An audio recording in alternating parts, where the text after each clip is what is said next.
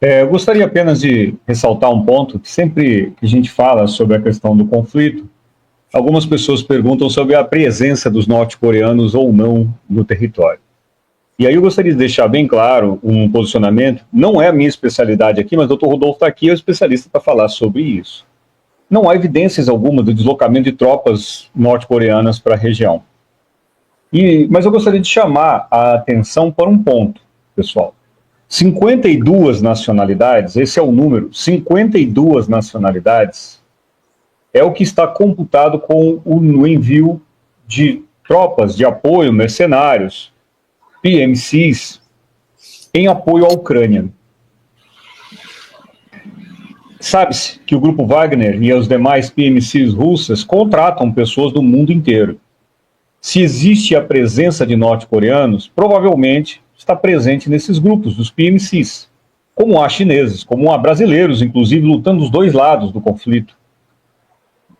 E um detalhe, não é isso.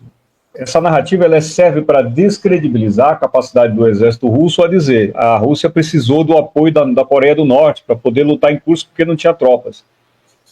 Nesse ponto eu tenho que dizer o seguinte, isso é ridículo esse tipo de análise, porque não tem base de sustentação nenhuma.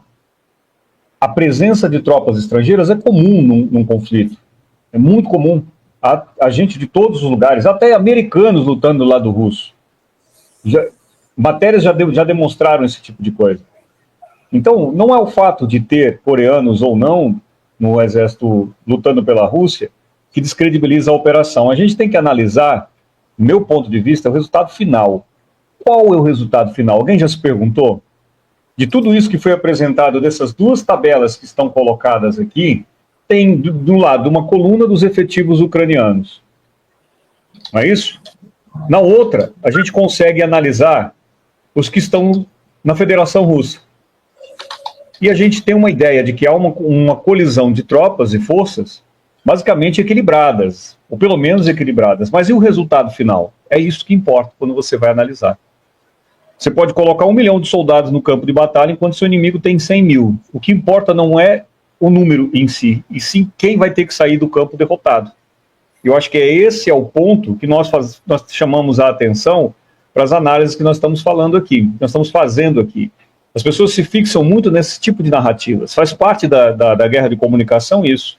O fato de ter ou não norte-coreanos não desequilibra o conflito. O que está desequilibrando o conflito são outras questões, que na verdade já estão sendo denunciadas desde o começo do conflito. A ponto de agora, nós temos que ver que, basicamente, a Ucrânia já jogou a toalha. Se não houver tropas, boots on the ground, do Reino Unido, França, Alemanha, Polônia, Hungria, Romênia, República Tcheca, Eslováquia e demais países que possam enviar tropas, não tem como sustentar o que restou do Estado ucraniano. E acho que esse é o desfecho do conflito. E ninguém está torcendo por isso, ou fazendo comemorações por vitórias ou derrotas, mas esta é a realidade dos fatos. Nós analisamos os fatos como eles são, e é o que está aí. Então, eu gostaria apenas do pessoal que ainda tem essa narrativa sobre se tem ou não norte-coreanos, a dúvida, ela procede. Será que tem? Nós não vimos ainda. E se não vimos ainda, provavelmente estamos falando de mais um fantasma de Kiev criado pelas forças preparadas para isso. E eu passei para o Dr. Rodolfo, que entende mais dessa área e que acompanhou muito mais esse tipo de narrativa durante o conflito aí. O que acontece? Primeiro falaram que eram 1.000 norte-coreanos. Depois, 2 semanas depois, aumentaram para 10 mil, depois 14 mil. Falaram de 3 mil norte-coreanos mortos, depois falaram de 1.000. Aí, de repente, depois que isso relativamente arrefeceu, Zelensky disse que todos saíram porque as forças ucranianas infligiram uma grande quantidade de baixas. Isso caiu no ridículo até na mídia ocidental. Foi uma operação psicológica absolutamente tosca, não teve evidência nenhuma. Vamos lá. Na região de... nós temos que considerar que existem várias nacionalidades russas de origem mongólica. Os Chavus, os Kalmyk, os Buriat. Tem vários povos com o olho puxado lá. E na fronteira da Coreia do Norte, lá tem ainda mais populações autóctones de olhos puxados. e que são grandes patriotas, tá? E tem russos nele. Você tem os Yakuts também. Você tem os kirguizes, gerações e gerações de kirguizes que são de olhos puxados, parecem muito norte-coreanos. Eu vi pessoalmente, lá, morando lá. Então, assim, sabe, foi uma IPSO que deu errado.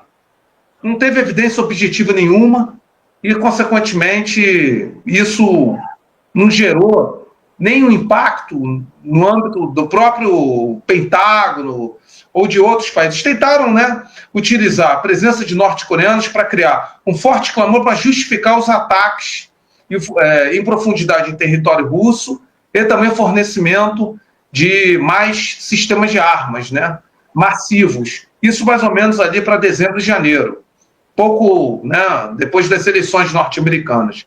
Então, isso foi o que aconteceu. Não teve evidência objetiva nenhuma sobre isso.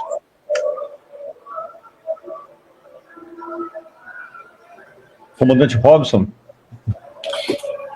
Edilson, eu vejo da seguinte forma, né? A forma como aquilo que o Rodolfo falou aí, se queria criar e que você disse também, que se queria criar uma sensação de que a Rússia só venceria se fossem com auxílios norte-coreanos, como agora vão tentar criar a narrativa de que a Rússia só venceu essa guerra porque o Trump tirou o apoio.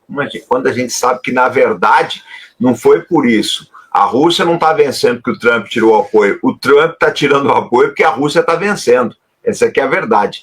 Então, eu acho o seguinte, eu vejo a coisa da seguinte maneira. A forma como a Rússia está lidando com essa mentiraiada da Coreia do Norte é de sempre. Eles falam, olha, se vocês estão se divertindo com essa história, é problema de vocês. Eu vou fazendo meus ganhos no campo de batalha. Eles não estão ligando muito para isso, não. Tá? Agora, eu vejo a coisa da seguinte maneira, gente. Eu acho que o Ocidente, ele não consegue entrar na cabeça do russo, por excesso de orgulho.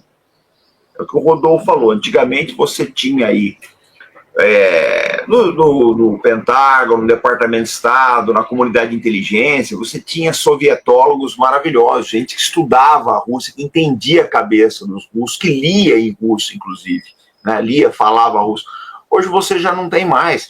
Eu acho que essas mentiras todas que eles criam aí, norte-coreanos, os russos lutando com paz, essas bobajaiadas todas, eu acho que isso serve para consumo próprio apenas.